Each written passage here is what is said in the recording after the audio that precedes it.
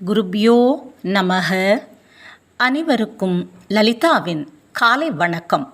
இதோ 4 வரி கவிதை. பெரியவா மகிமை உணர்ந்து அவரது அறிவுரைகளை தொடர்ந்து அவர் பாதம் பணிந்து வாழ்பவர்களுக்கு போகும் துன்பம் பறந்து. முதல் நிகழ்வு, வேதம் மகா புண்ணியமானது. வேத மந்திரங்களை சொல்றவாளை அந்த மந்திர தேவதைகள் காப்பாற்றும். வேத மந்திரத்தை தினமும் சொல்றவாளோட நாக்கில் சரஸ்வதி நிரந்தரமாக வாசம் செய்வா. அவள் வாக்கிலிருந்து ஒரு நாளும் தவறான வார்த்தைகளோ பொய்யோ வரவே வராது அப்படின்னு வேத சாஸ்திரங்கள் சொல்கிறது.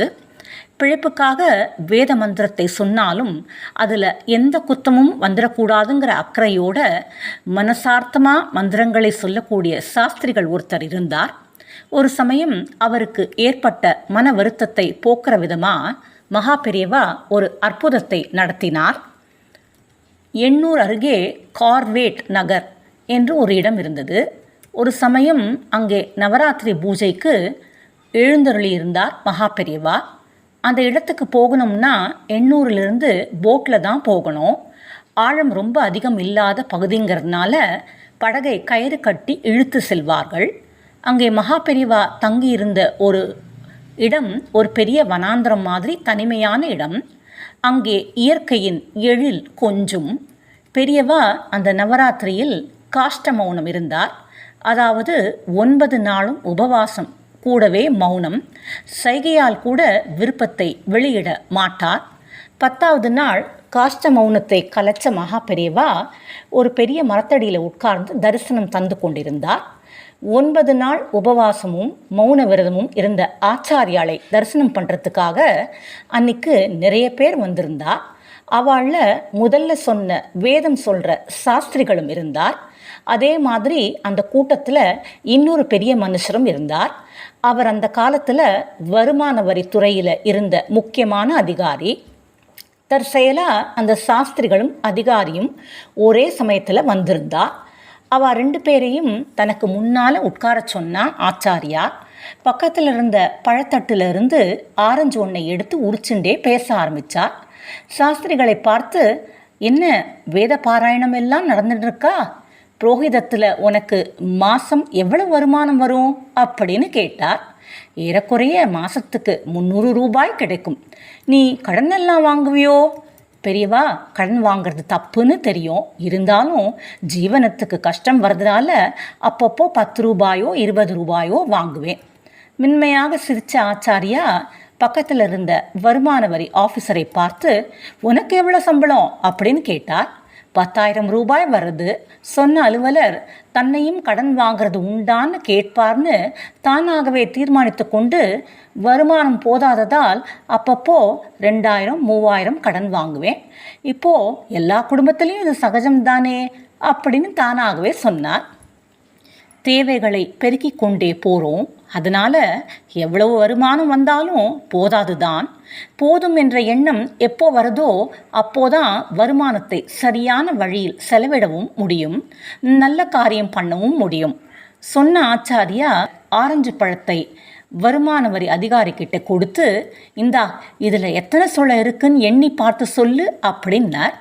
கையில் வாங்கின ஆரஞ்சு பழத்தை 2 பிளவாக செய்து எண்ணினவர் 6 + 5 மொத்தம் 11 சொலை இருக்கு பெரியவா அப்படின்னு சொன்னார். 6ம் 5ம் இருக்கு அப்படின்னா இதை ஷட்பஞ்ச பலம்னு சொல்லலாம் இல்லையா? ஷட் என்றால் 6, பஞ்ச என்றால் 5. பெரியவா கேட்டதுதான் தாமதம். மறு வினாடி சாஸ்திரிகளும் ஆஃபீஸரும் எழுந்து மகா பெரியவா திருவடியில் சாஷ்டாங்கமாக நமஸ்காரம் பண்ணினா. 2 பேரோட உடம்புலும் நெகிழ்ச்சியில் அப்படியே நடுங்கித்து மௌனமாக ஆசீர்வாதம் பண்ணினா ஆச்சாரியா. ஆச்சாரியா சொன்னதுமே 2 பேரும் ஏன் அவ்வளோ உணர்ச்சி வசப்பட்டு நமஸ்காரம் பண்ணினா அப்படிங்கிறது அங்கே இருக்கிற யாருக்கும் புரியல. மடத்து சிப்பந்தி ஒருத்தர் தான் அதை விளக்கினார்.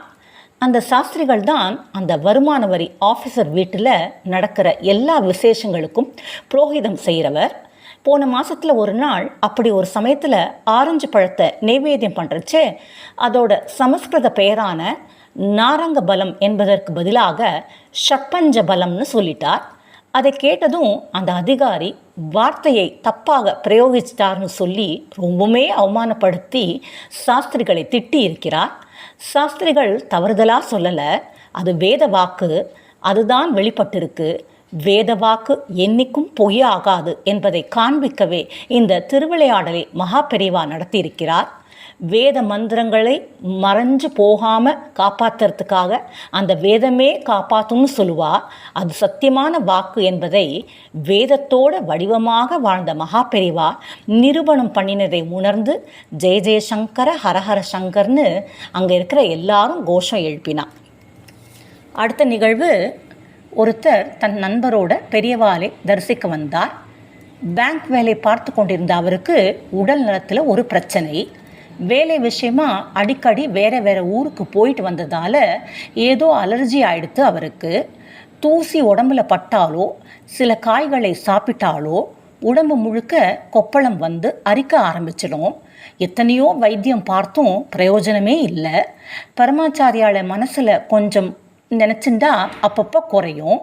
ஆனால் அடுத்த தடவை வேறு ஏதாவது அலர்ஜி ஆகி திரும்பவும் வந்து வாட்டும். இப்படியே நடந்துட்டு இருந்தது.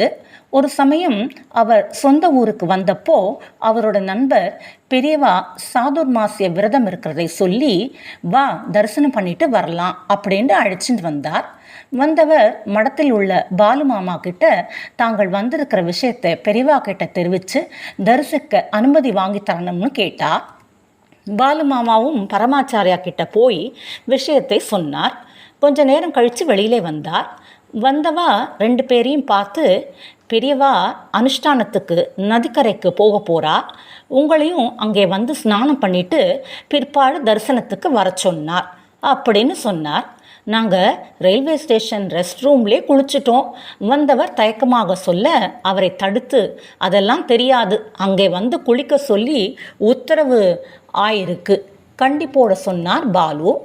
இதுக்கு நடுவில் அங்கே பேங்க் ஆஃபீஸருக்கு ஏதோ தூசிப்பட்டு அலர்ஜியாகி உடம்பு பூரா கொப்பளம் வந்து அரிக்கவும் ஆரம்பிச்சிட்டு, இருந்தாலும் பெரியவா சொல்லிட்டா வேற வழி இல்லைன்னுட்டு நதிக்கரைக்கு போனார்.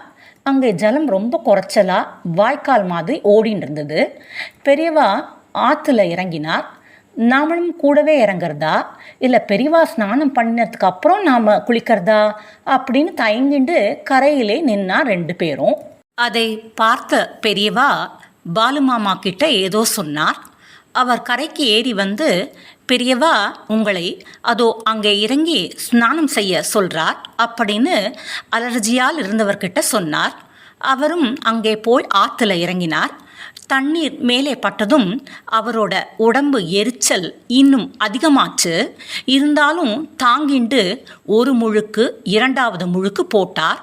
சுள்ளுன்னு இருந்த தண்ணி ஜில்லுன்னு மாறியதை உணர்ந்து சட்டுன்னு திரும்பி பார்த்தார். அப்பொழுதுதான் பொறி தட்டினாப்புல ஒரு விஷயம் அவருக்கு புரிஞ்சது. பெரியவா ஸ்நானம் பண்ணி அவர் மேலே பட்ட ஜலம்தான் அங்கிருந்து ஓடி வந்து இவர் மேலேயும் பட்டு ஓடின்னு இருக்கு அப்படிங்கிறது தான். குளிச்சுட்டு கரை ஏறினவர் உடம்பில் இருந்த சிவப்பு தடிமன் ஏதோ தண்ணியில் கரைஞ்சு போயிடுறதோங்கிற மாதிரி குறைஞ்சு போயிருந்தது.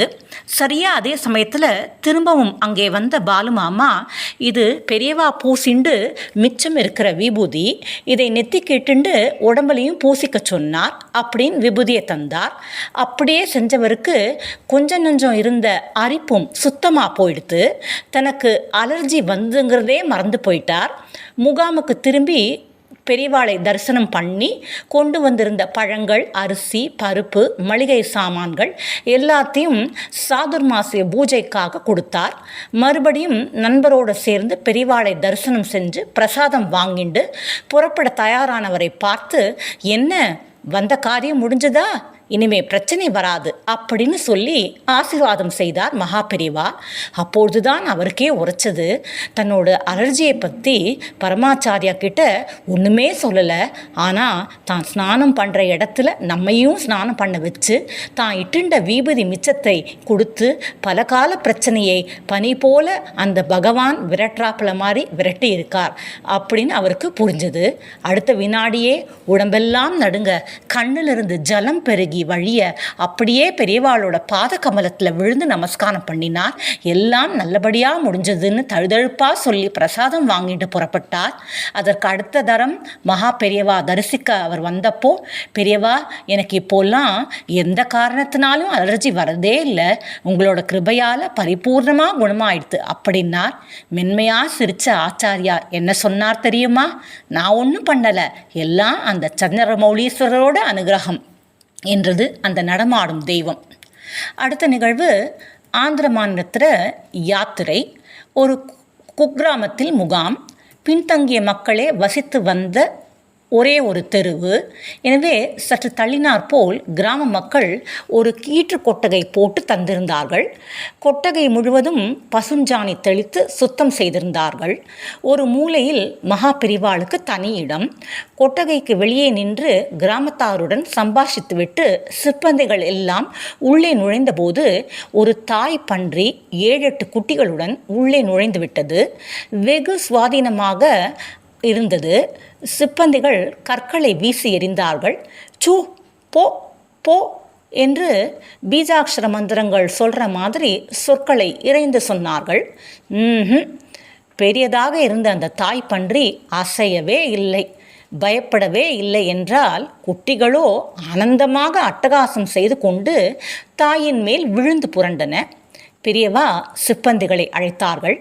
அவற்றை விரட்ட வேண்டாம், இந்த இடம் முன்னர் ஆடு பன்றிகள் வசித்து கொண்டிருந்த இடம். அவற்றை விரட்டிவிட்டு நமக்கு கொட்டகை போட்டு கொடுத்திருக்கிறார்கள். நாம் தான் நில ஆக்கிரமிப்பு செய்தவர்கள். பகவான் வராக அவதாரம் செய்து பூமியை ரட்சித்திருக்கிறார். அம்பாளின் அம்சமாக வாராகி தோன்றியிருக்கிறாள். தெய்வங்களை பூஜை செய்கிற நாமே அவற்றை விரட்டி அடித்தால் எப்படி? அதனால் தானாக போகிற வரைக்கும் போகட்டும். பகவானை பிரார்த்தித்து கொண்டு இந்த பக்கமாக உட்கார்ந்திருப்போம்.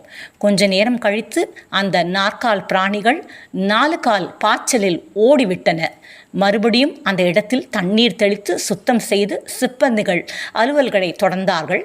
பெரியவா கண்களை மூடிக்கொண்டு ஜபம் செய்து கொண்டிருந்தார்கள். வராக சோஸ்திரமாக இருக்குமா, வாராகி மந்திரமாக இருக்குமா? இப்படி மகா பெரிவாளின் மகிமைகள் எண்ணற்றவை. அந்த மகானை வணங்கி ஸ்ரீ குருபாத தரிசனம் பல ஜென்ம சாப விமோசனம் என்று அவர் பாதம் பணிந்து, இந்த நாள் உங்கள் எல்லோருக்கும் மிகவும் நல்ல நாளாக அமைய வேண்டும் என்று சிவஸ்வரூபமான அவரை பிரார்த்தித்து, ஜெய ஜெய சங்கர ஹரஹர சங்கர, ஜெய ஜெய சங்கர ஹரஹர சங்கர, ஜெய ஜெய சங்கர ஹரஹர சங்கர என்று கூறி என் உரையை முடித்து கொள்கிறேன்.